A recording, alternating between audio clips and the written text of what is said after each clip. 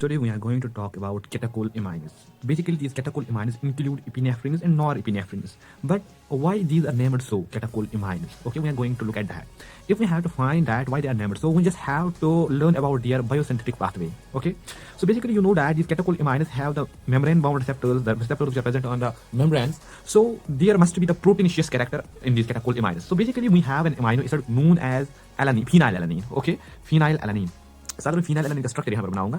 So basic amino acid structure कुछ ऐसा होता है, NH2 यहाँ से कार्बन, इसके साथ हाइड्रोजन होता है और यहाँ से इसके साथ कार्बोक्सिल ग्रुप होता है और यहाँ से एक वेरिएबल R ग्रुप होता है। फिनाइल एलानिन में वो CH2 और यहाँ से हमारे पास एक बेंजीन रिंग होती है, ठीक है ना। So this is the phenyl alanine. जब इस फिनाइल एलानिन को क्या करेंगे हम हाइड्रोक्सिलेशन करेंगे at the para position with respect to the CH2 group, यानी यहाँ पर तो हमें जो मिलता है दैट्स टाइरोसिन। हमें क्या मिलता है? टाइरोसिन। सर हम जनरली यहाँ पर डायरेक्ट स्ट्रक्चर ही बनाऊंगा, कॉपी नहीं करिए।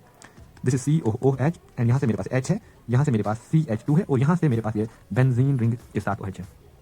समझ आ गया? सो ये हमारे पास जो है this is phenyl PHENYL phenyl alanine, this is tyrosine.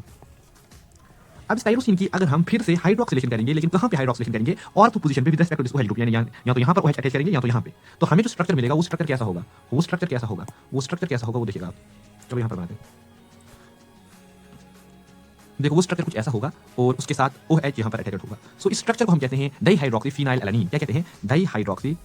Hydroxy phenyl alanine, and this is called as DOPA, DOPA. This phenylalanine is dihydroxy, okay, dihydroxyphenylalanine. अब ये dihydroxyphenylalanine is basically the precursor of catecholamines, that is the precursor of dopamine. कैसे?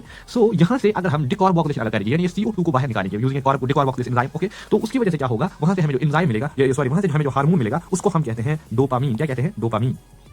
सो मेरे पास ये OH यहाँ पर आ गया, अब ये डोपा है। अब डोपा को हम क्या करेंगे? डोपा को हम यहाँ से CO2 रिमूव करेंगे और H यहाँ पर रहेगा, ठीक है ना। सो ये जो बन गया this is called as dopamine. This is called as dopamine. So dopamine is the precursor of epinephrine and norepinephrine. Okay? So dopamine का precursor है। कैसे? अब इस dopamine को हम क्या करेंगे? फिर से हाइड्रोक्सिलेशन करेंगे, लेकिन एट दिस कार्बन हम इसको हाइड्रोक्सिलेशन करेंगे, H को रिमूव करेंगे, OH को इंसर्ट करेंगे, यानी यहाँ पर जो हमें मिलेगा that is called as norepinephrine. क्या हम इसको कहते हैं? नॉरएपिनेफ्रिन। तो यहाँ से मैं इसको फिर से लगाने जा रहा हूँ। सो देखो ये यहाँ पर OH आ गया, तो ये हमारे पास डोपा है। अब यहाँ से इसको क्या करेंगे? CO2 रिमूव करेंगे, यानी यहाँ से हाइड्रोजन आएगा, ठीक। तो ये मेरे पास आ गया अभी डोपामीन। अब क्या करना है? अब यहाँ से हमें OH इसके साथ बॉन्ड कराना है। क्या कराना है? OH बॉन्ड कराना है। सो यहाँ से मेरे पास CHOH आएगा, ठीक बात है ना। सो ये मेरे पास जो बन गया है this is called as norepinephrine. Norepinephrine. अब एपिनेफ्रिन कैसे बनता है? मिथाइलेशन करनी है, मिथाइल ट्रांसफेरेज एंजाइम आएगा, वो क्या करेगा? वो मिथाइलेशन करेगा। सो यहाँ से मैं करूंगा मिथाइलेशन। अब चलो इसको डिलीट करते हैं, इसको इसको कॉपी करते हैं, इसको कॉपी करते हैं, कॉपी स्क्रीनशॉट, डुप्लीकेट किया, ठीक है ना।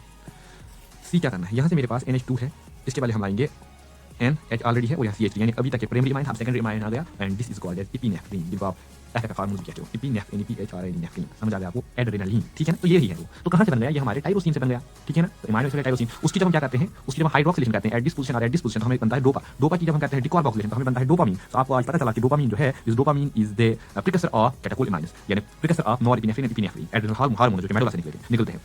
सो इसकी जब हम फिर से यहाँ से हाइड्रोक्सिलेशन करेंगे नॉरएपिनेफ्रिन, इसकी जब हम यहाँ से मिथाइलेशन करेंगे तो यहाँ से एपिनेफ्रिन मिलता है। अब आपको समझ आया होगा why these are called as catecholamines, because they have the catechol nucleus, okay, and here they have the amine chain, so these are catecholamines. अब आपको समझ आया होगा, आपने अल्कोहल फिनॉल्स ईथर से पढ़ा होगा या इन जनरल ऑर्गेनिक में पढ़ा होगा कि हमारे पास ऐसे कुछ स्ट्रक्चर होता है जिसको हम बेंजीन कहते हैं, ठीक। अगर बेंजीन को हम OH यहाँ पर अटैच करेंगे तो फिनॉल, अगर फिनॉल के साथ और एक हाइड्रोक्सिल ग्रुप ऐड करेंगे, अगर यहाँ पर करेंगे तो कैटाकोल, अगर यहाँ पर करेंगे तो रिसोसिनॉल, अगर यहाँ पर करेंगे तो क्विनॉल। सो हमने यहाँ पर किया, सो दिस इज कैटाकोल।